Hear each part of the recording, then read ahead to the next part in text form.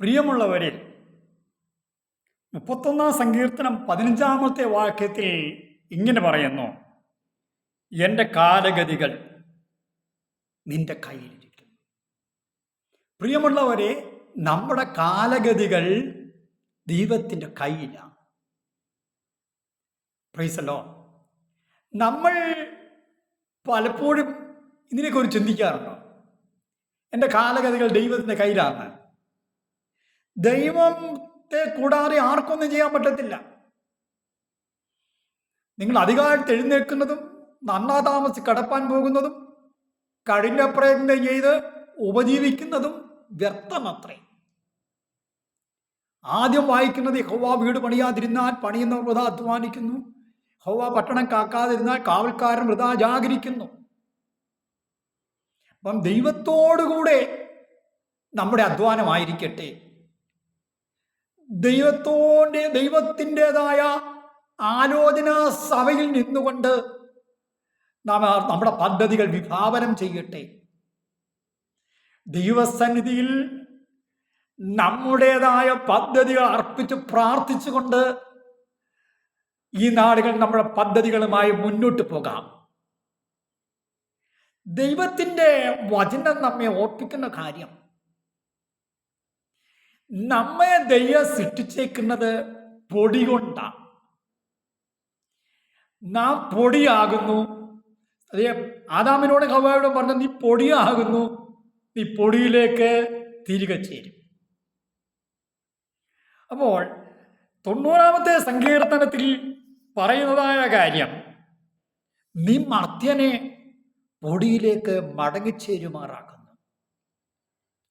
അപ്പൊ നാം എത്ര അഹങ്കരിച്ചാലും, എത്ര നിഗളിച്ചാലും, എത്ര വലിപ്പഭാവം കാണിച്ചാലും വചനം പറയുന്നത് നീ പൊടിയാണെന്ന്. നിന്നെ പൊടിയിൽ നിന്നെടുത്തു, നീ പൊടിയിലേക്ക് തിരികെ ചേരും. നിന്നെ പൊടി കൊണ്ടാണ് സൃഷ്ടിച്ചിരിക്കുന്നത്. ഏത് മനുഷ്യനും ഉറച്ചു നിന്നാലും ഒരു ശ്വാസം അത്രയാകുന്നു. മനുഷ്യൻ വ്യർത്ഥമായി പരിശ്രമിക്കുന്നു, അനുഭവിക്കാൻ അറിയുന്നില്ല.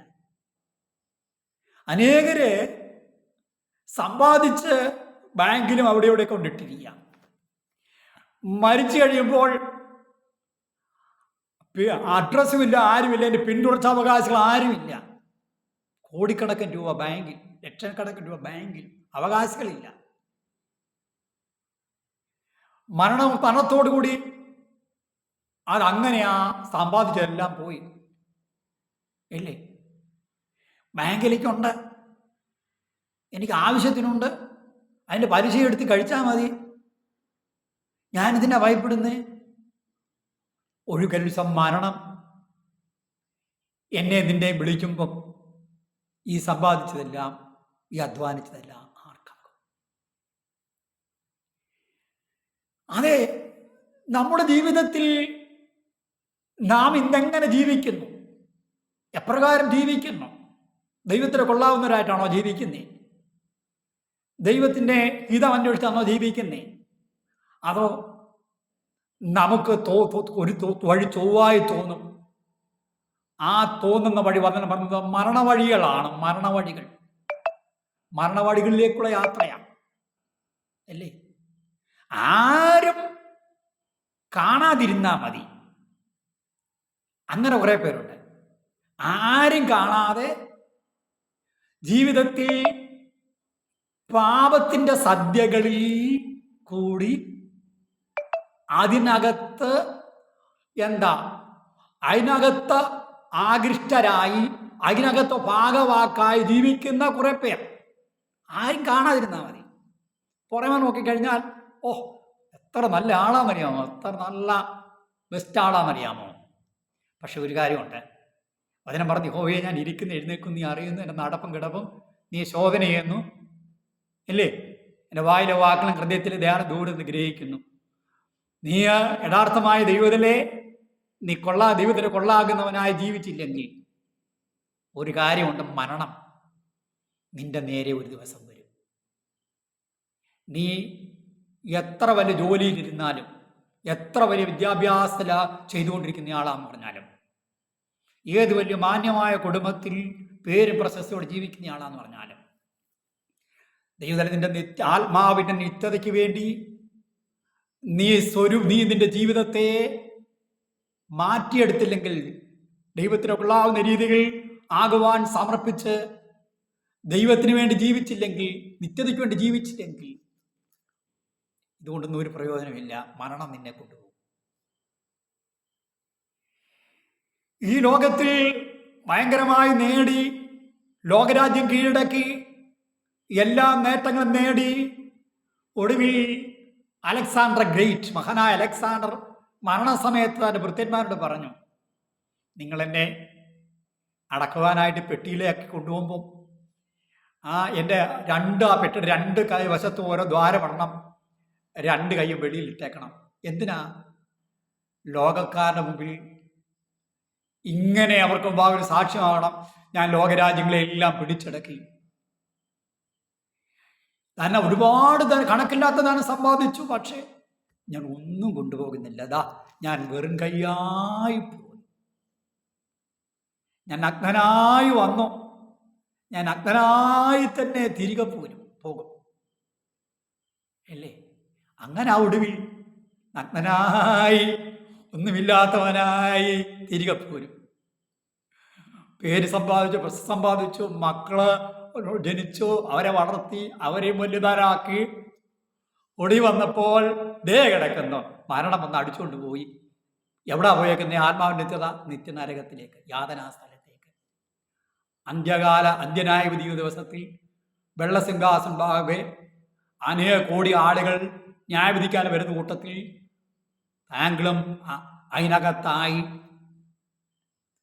അധർമ്മം പ്രവർത്തിക്കുന്നവരെ എന്നെ വിട്ടു പോകുവിൻ, പിശാചിന്റെ ദൂതന്മാർക്ക് ഒരിക്കലും തീണ്ടലേക്ക് പോകുവിൻ എന്ന് ആജ്ഞാപിക്കുന്ന കൂട്ടത്തിന് നടുവിൽ താങ്കളും നിത്യനരകത്തിലേക്ക്. Praise the Lord. നമ്മൾ യഥാർത്ഥമായി രക്ഷിക്കപ്പെട്ടു, സ്നാനപ്പെട്ടു എന്നൊക്കെ നമ്മൾ പറയുന്നു, നമ്മൾ ദൈവം അനുഭവിക്കുന്നൊക്കെ പറയുന്നു. പക്ഷേ നമ്മുടെ പേര് ജീവന്റെ പുസ്തകത്തിൽ നിന്ന് കർത്താവ് മായ്ച്ചു കളയത്തക്ക നിലയിൽ എന്തെങ്കിലുമൊക്കെ ജീവിതത്തിന്റെ രഹസ്യങ്ങളിൽ ഉണ്ടെങ്കിൽ, പാപരഹസ്യങ്ങൾ ജീവിതത്തിലുണ്ടെങ്കിൽ, ആരും കണ്ടില്ല, ആരും അറിഞ്ഞില്ല, ദൈവം കണ്ടു. ജീവന്റെ പുസ്തകത്തിൽ നിന്ന് മായ്ച്ചു കളയാൻ അധികാരമുള്ളവൻ കണ്ടു, അവൻ അങ്ങ് മായ്ച്ചു. ആരും അറിഞ്ഞില്ല, നീയും അറിഞ്ഞില്ല. പ്രിയമുള്ളവരെ, നമ്മുടെ ജീവിതത്തിൻ്റെ ആത്മാവിൻ്റെ നിത്യത വചനത്തിൽ പറയുന്നു, നീ ഞങ്ങളുടെ അകൃത്യങ്ങളെ നിന്റെ മുമ്പിലും ഞങ്ങളുടെ രഹസ്യപാപങ്ങളെ നിന്റെ മുഖപ്രകാശനം വെച്ചിരിക്കുന്നു. ഞങ്ങളുടെ ആയുഷ്കാലം 70 സംവത്സരം, ഏറെയായി 50 സംവത്സരം.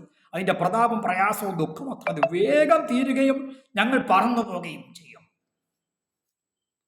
വേഗം തീരും, ജീവിതം വേഗം തീരും, നാം പറന്നു പോകും. ശിശുക്കൾ മരിക്കുന്നു, ബാല്യക്കാർ മരിക്കുന്നു, യൗവനക്കാർ മരിക്കുന്നു, മധ്യപ്രായത്തുള്ളവർ മരിക്കുന്നു, ജ്ഞാനികൾ മരിക്കുന്നു, ഭരണകർത്താക്കൾ മരിക്കുന്നു. ഇവരാരും വിചാരിച്ചില്ല മരണം തങ്ങളെ കൊണ്ടുപോകുന്നത്. ഏതെല്ലാം വിധത്തിലാ മരണം കൊണ്ടുപോകുന്നേ? എപ്പോഴൊക്കെയാ മരണം കൊണ്ടുപോകുന്നേ? എത്ര പേര് സ്വസ്ഥമായിട്ടെങ്കിലും അവരുടെ ഭവനത്തിൽ സ്വസ്ഥമായി എത്ര പേര് മരിക്കുന്നു? മരിച്ചാൽ ആളിന്റെ നിത്യത സ്വർഗത്തിലാകണമെന്നുണ്ടോ? ദൈവവചനപ്രകാരം വേർപാട് വിശുദ്ധിയും പാലിച്ച് ദൈവവരയിൽ നിന്നാൽ മരണാനന്തരം നിത്യതയിൽ പോകാം എന്ന് കർത്താവ് വന്നാൽ നീ എടുക്കപ്പെടുന്നവരുടെ വിശുദ്ധന്മാരെ കൊടുത്ത് കാണുന്നു. ഇന്ന് മരണത്താൽ നിന്നെ വിളിച്ചാൽ നിത്യതയിൽ കർത്താവ് ഒരുക്കിയിരിക്കുന്ന പർദീസയിൽ കാണുമോ? എന്താ താങ്കൾ ദൂത് കേട്ടിട്ട് മനസ്സിൽ താങ്കൾക്കുണ്ടാകുന്ന വികാരം? ഈ ഭൂമിയിൽ നമുക്ക് ലഭിക്കുന്ന അവസരം മറ്റുള്ളവരോട് സ്നേഹിച്ചും സഹകരിച്ചും കൂട്ടായ്മ പുലർത്തുന്ന കൂട്ടായ്മ പുലർത്തിയും കരുണ കാണിക്കേണ്ടവരോട് കരുണ കാണിച്ചും നമ്മൾ വിശുദ്ധന്മാരുടേതായ ആത്മകൂട്ടായ്മകളിൽ നമ്മൾ ഭാഗവാക്കായി നമ്മുടേതായി ശ്രേഷ്ഠമായ വിലയേറിയ സമയം നമ്മൾ നഷ്ടമാക്കാതെ സൂക്ഷിക്കണം. ആത്മാവിൻ്റെ നിത്യതയ്ക്ക് വേണ്ടി ഒരുങ്ങുവാനുള്ള വിലയേറിയ സമയം പ്രിയപ്പെട്ടവരെ നഷ്ടമാക്കരുത്. അതിനുവേണ്ടി ഏവരെയും ക്ഷണിക്കുന്നു. നിങ്ങൾക്ക് ഈ വചനം പ്രയോജനപ്പെടുന്നുണ്ടെങ്കിൽ പ്രയോജനപ്പെടുന്ന നേർക്കൊണ്ട് ഫോർവേഡ് ചെയ്യുക, ലൈക്ക് ചെയ്യുക, കമൻറ്റ് ചെയ്യുക. കർത്താവ് നമ്മെ ഇവരെ അനുഗ്രഹിക്കും.